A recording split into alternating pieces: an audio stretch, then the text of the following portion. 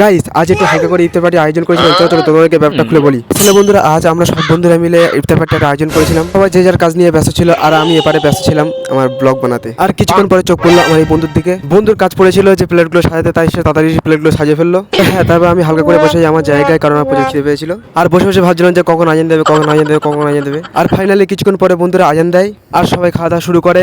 আমিও ভাবলাম আমিও খাওয়া দাওয়া শুরু করি। কিছুক্ষণ পরে দেখতে পাই সব বন্ধুরা আমার প্লেট সব খাওয়া দাওয়া তুলে দিচ্ছে, তাই আমি একটু টানলাম। খাওয়া দাওয়া শেষ করে চলে আসি মাসির কাছে কি কি আইটেম হচ্ছে দেখার জন্য। চিকেন পকোড়া, লস্যি আরো অনেক ধরনের আইটেম হয়েছিল। তারপর বন্ধুরা হালকা করে মাসির একটা ভিডিও করে নিই, যেহেতু মাসি আমার সব থেকে বড় একটা সাবস্ক্রাইবার।